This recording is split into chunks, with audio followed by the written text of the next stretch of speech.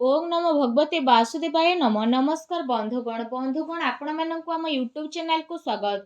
बंधुगण आज भिडियो आमे आपण मानक कहवाक जाऊँ 25 और 26 तारीखर दिन आपणकर किपरि सब्यस्त हेबो ता सहित जदि कहबा ए दुई दिन रे ଆପଣଙ୍କ ପାଇଁ ବିଶେଷ ଭାବରେ କିପରି ସ୍ଥିତି ରହିବ, କେଉଁ ସବୁ ଜିନିଷରେ ଆପଣଙ୍କୁ ଫାଇଦା ହେବ, କେଉଁ ସବୁ ଜିନିଷରେ ଆପଣଙ୍କୁ ସାବଧାନତା ଅବଲମ୍ବନ କରିବାକୁ ପଡ଼ିବ, ଆପଣଙ୍କର ଲଭ୍ ଲାଇଫ୍ କିପରି ରହିବ, କ୍ୟାରିୟର କିପରି ରହିବ, ବିଜନେସ୍ ଆଉ ବ୍ୟାପାର କିପରି ରହିବ, ତା ସହିତ ସ୍ୱାସ୍ଥ୍ୟର ମହତ୍ତ୍ୱପୂର୍ଣ୍ଣ ଇନଫର୍ମେସନ୍ ମଧ୍ୟ ଆମେ ଆପଣମାନଙ୍କୁ ଭିଡ଼ିଓରେ କହିବୁ।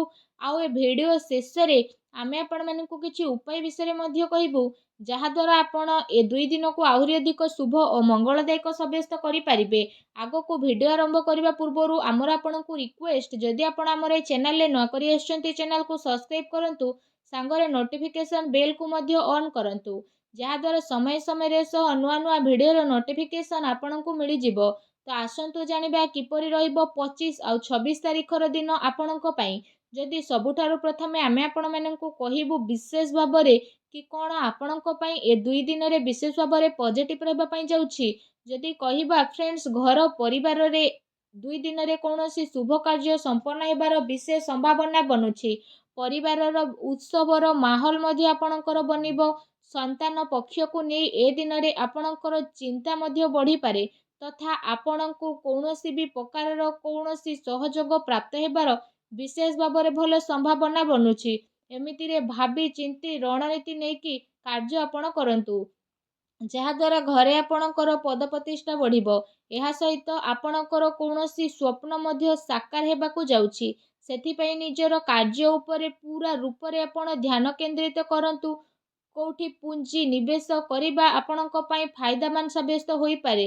ବିଦ୍ୟାର୍ଥୀ ବର୍ଗଙ୍କୁ ପ୍ରତିଯୋଗିତା ସମ୍ବନ୍ଧିତ ପରୀକ୍ଷାରେ ଉଚିତ ପରିଣାମ ମଧ୍ୟ ଏ ଦିନରେ ହାସିଲ ହୋଇଯିବ। ତା ସହିତ ଏ ଦିନରେ ଆପଣଙ୍କର ସବୁ କାର୍ଯ୍ୟ ବହୁତ ଆସାନୀରେ ସମ୍ପନ୍ନ ହେବା ଦ୍ୱାରା ମନରେ ପ୍ରସନ୍ନତା ଏବଂ ତାଜାପଣ ଅନୁଭବ ହେବ। ଅଚାନକ ହିଁ କୌଣସି ଆର୍ଥିକ ସମସ୍ୟା ଆସିବା ଦ୍ୱାରା ଆପଣ ନିଜେ ନିଜକୁ ଚିନ୍ତାମୁକ୍ତ ମଧ୍ୟ ବିଶେଷ ଭାବରେ ଅନୁଭବ କରିବେ। ଏ ସମୟରେ ଗ୍ରହଙ୍କର ସ୍ଥିତି ଆପଣଙ୍କର ବ୍ୟକ୍ତିତ୍ୱକୁ ପ୍ରଭାବିତ ମଧ୍ୟ କରିବ। ତା ସହିତ ଘର କିମ୍ବା ସମାଜରେ ଆପଣଙ୍କୁ ନିଜର ଯୋଗ୍ୟତା ଦ୍ୱାରା ମାନ ସମ୍ମାନ ମଧ୍ୟ ପ୍ରାପ୍ତ ହେବ। ଧାର୍ମିକ ଏବଂ ଆଧ୍ୟାତ୍ମିକ କ୍ଷେତ୍ରରେ ବିଶେଷ ଭାବରେ ଆପଣଙ୍କର ବିଶେଷ ରୁଚି ମଧ୍ୟ ରହିବ। ଏସବୁ କାରଣରୁ ଆପଣଙ୍କର ଭାବନା ବହୁତ ଅଧିକ ସକାରାତ୍ମକ ଏବଂ ସନ୍ତୁଳିତ ମଧ୍ୟ ବନି ରହିବ। ଏହା ସହିତ ଯଦି କହିବା ଅନ୍ୟର ପରାମର୍ଶ ଅପେକ୍ଷା ନିଜର ଯୋଗ୍ୟତା ଏବଂ କ୍ଷମତା ଉପରେ ଅଧିକ ବିଶ୍ୱାସ କରନ୍ତୁ। ଏ ଦିନ ଆପଣ ସମସ୍ତଙ୍କର ସ୍ୱପ୍ନ ଆଉ ମହତ୍ତ୍ୱ ଆକାଂକ୍ଷାକୁ ପୂରା କରିବାର ଦିନ ଅଟେ। ପୁରା ମନୋବଳ ଦ୍ୱାରା ନିଜର କାର୍ଯ୍ୟ ପ୍ରତି ଆପଣ ଏ ଦିନ ସମର୍ପିତ ରୁହନ୍ତୁ। ଏହା ସହିତ ପ୍ରପର୍ଟି ସମ୍ବନ୍ଧିତ ଅଟକି ଥିବା କାର୍ଯ୍ୟ ବିଶେଷ ଭାବରେ ଆପଣଙ୍କର ପୂରଣ ହେବ। ସେଥିପାଇଁ ନିଜର ଧ୍ୟାନ ଏସବୁରେ କେନ୍ଦ୍ରିତ କରନ୍ତୁ। ପଇସା ସମ୍ବନ୍ଧିତ ନିବେଶ ପାଇଁ ମଧ୍ୟ ଏ ଦିନ ଆପଣଙ୍କର ବହୁତ ଉତ୍ତମ ଭରା ରହିବ। ଆସନ୍ତୁ ଜାଣିବା ଏ ଦିନରେ ଆପଣଙ୍କ ପାଇଁ କ'ଣ ନେଗେଟିଭ୍ ରହିବ। ଅନାବଶ୍ୟକ କୌଣସି ବି ପ୍ରକାରର ବିବାଦ ଆପଣଙ୍କର ଉତ୍ପନ୍ନ ହେବାର ବିଶେଷ ଭାବରେ ସମ୍ଭାବନା ବନୁଛି। କୌଣସି ଅନ୍ୟ ବ୍ୟକ୍ତିଙ୍କ ଦ୍ୱାରା ଘରେ ଆପଣଙ୍କର ଚିନ୍ତାର ମାହୋଲ ମଧ୍ୟ ଦେଖିବାକୁ ମିଳିବ। ଧନ ଅଚଳ ସମ୍ପତ୍ତିକୁ ନେଇକି ବିବାଦ ଉତ୍ପନ୍ନ ହେବାର ବିଶେଷ ଭାବରେ ସମ୍ଭାବନା ବନୁଛି। ତା ସହିତ ଉତ୍ଥାନ ପତନ ଉତ୍ପନ୍ନ ହେବାର ବିଶେଷ ଭାବରେ ସମ୍ଭାବନା ରହିଛି। ତ ସେ ସବୁ ଆପଣ ବିଶେଷ ଭାବରେ ଦୂରେଇକି ରହିବା ପାଇଁ ଚେଷ୍ଟା କରିବେ। ଏହା ଆପଣଙ୍କ ପାଇଁ ବହୁତ ଭଲ ରହିବ। କେବେ କେବେ ଯଦି କହିବା ଅଳସ୍ୱାମୀ କାରଣରୁ ଆପଣଙ୍କ କାର୍ଯ୍ୟରେ ରୋକାବଟ ମଧ୍ୟ ଆସିପାରେ, ତେଣୁ ଧ୍ୟାନ ରଖନ୍ତୁ କି ଟିକେ ଭୁଲ ବୁଝାମଣା ଆପଣଙ୍କର ଲକ୍ଷ୍ୟ ଠାରୁ ଭଟକେଇ ମଧ୍ୟ ପାରେ।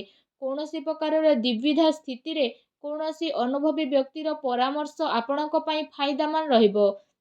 ଏହା ସହିତ ଆପଣଙ୍କୁ ଗୋଟେ କଥାର ବିଶେଷ ରୂପରେ ଏହା ଧ୍ୟାନ ରଖିବାର ରହିଛି କି କେତେଥର କଠୋର ବାଣୀ ଦ୍ୱାରା ଆପଣ କିଛି ଲୋକଙ୍କ ଭିତରେ ଭୁଲ ବୁଝାମଣା ମଧ୍ୟ ଉତ୍ପନ୍ନ ହୋଇପାରେ। ସେଥିପାଇଁ ନିଜର କଥାବାର୍ତ୍ତାରେ ଲଚିଲାପଣ ଆପଣ ରଖନ୍ତୁ। କାମର ଅଧିକତାର ପ୍ରଭାବ ଆପଣଙ୍କ ଶରୀର ଉପରେ ବିଶେଷ ଭାବରେ ପଡ଼ିବ। ସେଥିପାଇଁ ଆପଣ ଲଗାତାର ଆରାମ କରନ୍ତୁ। ଏହା ସହିତ ଯଦି କହିବା ଇଗୋ ଏବଂ ଅତି ଆତ୍ମବିଶ୍ୱାସର ଭାବନା ଆପଣଙ୍କର ମୁଖ୍ୟ କମଜୋରି ରହିବ। ଏଥିରେ ଆପଣଙ୍କୁ କାବୁ ବନେଇ ରଖିବାର ଆବଶ୍ୟକତା ରହିଛି, କାରଣ ଏ କାରଣରୁ କିଛି ଲୋକଙ୍କ ସହ ସମ୍ବନ୍ଧ ଆପଣଙ୍କର ଖରାପ ମଧ୍ୟ ହୋଇପାରେ। ମିତ୍ରଙ୍କ ସହିତ ନିଜର ବ୍ୟର୍ଥ ଟାଇମ୍କୁ ସ୍ପେଣ୍ଡ କରନ୍ତୁ ନାହିଁ। ଏହା ସହିତ କୌଣସି ବାହାର ବ୍ୟକ୍ତିଙ୍କର ହସ୍ତକ୍ଷେପ କାରଣରୁ କିଛି ଚିନ୍ତା ମଧ୍ୟ ଘରେ ଉତ୍ପନ୍ନ ହୋଇପାରେ। ଆଉ ଘରର ବଡ଼ ବୃଦ୍ଧଙ୍କର ଅପମାନ ହେବାର ବିଶେଷ ଭାବରେ ଆଶଙ୍କା ରହିଛି। ଏହା ସହିତ ଖର୍ଚ୍ଚର ମଧ୍ୟ ଏ ଦିନରେ ଅଧିକତା ହେବା କାରଣରୁ ବଜେଟ୍ ମଧ୍ୟ ଆପଣଙ୍କର ବିଗିଡ଼ିପାରେ। ତେଣୁ ଆପଣ ସାବଧାନ ରୁହନ୍ତୁ। ଆସନ୍ତୁ ଜାଣିବା ଏ ଦିନରେ ଆପଣଙ୍କର ଲଭ୍ ଲାଇଫ୍ କିପରି ରହିବ। ପତି ପତ୍ନୀଙ୍କର ଆପୋଷିକ ମଧୁର ସମ୍ବନ୍ଧ ରହିବ। ତା ସହିତ ବ୍ୟସ୍ତତା ପରେ ମଧ୍ୟ ପରିବାର ସହ ଆପଣ ଆପଣଙ୍କର ଟାଇମ୍କୁ ସ୍ପେଣ୍ଡ କରିବେ। ଆଉ ଘରର ବାତାବରଣକୁ ଆହୁରି ଅଧିକ ଖୁସି ଭରା କରିବେ। ପରିବାର ସହିତ ମନୋରଞ୍ଜନ ଏବଂ ସପିଂରେ ଆପଣ ଆପଣଙ୍କ ଟାଇମ୍କୁ ସ୍ପେଣ୍ଡ କରିବେ। ଏହାଦ୍ୱାରା ଘରେ ଖୁସିର ମାହୋଲ ଆହୁରି ଅଧିକ ରହିବ। ତା ସହିତ ଅବିବାହିତ ଲୋକଙ୍କ ପାଇଁ ଏ ଦିନରେ କୌଣସି ଭଲ ପ୍ରସ୍ତାବ ମଧ୍ୟ ଆସିପାରେ, ଯାହାଦ୍ୱାରା ଆପଣଙ୍କ ମନ ବହୁତ ହି ପ୍ରସନ୍ନ ରହିବ। ଆସନ୍ତୁ ଜାଣିବା ଏ ଦିନରେ ଆପଣଙ୍କର ବ୍ୟବସାୟିକ କ୍ୟାରିୟର କିପରି ରହିବ। ପୂର୍ବ କିଛି ଦିନରୁ ଯେଉଁ ବିଜନେସ୍ ପାର୍ଟିରେ ଆପଣଙ୍କର ଭଲ କଥାବାର୍ତ୍ତା ଚାଲି ଆସୁଥିଲା, ଯଦି କହିବା ଏବେ ସେ ସବୁର ବହୁତ ଭଲ ପରିଣାମ ଆପଣଙ୍କୁ ସାମ୍ନାକୁ ଆସିବ। ମହତ୍ତ୍ୱପୂର୍ଣ୍ଣ ଉପଲବ୍ଧି ଏ ଦିନରେ ଆପଣଙ୍କୁ ପ୍ରାପ୍ତ ମଧ୍ୟ ହେବ।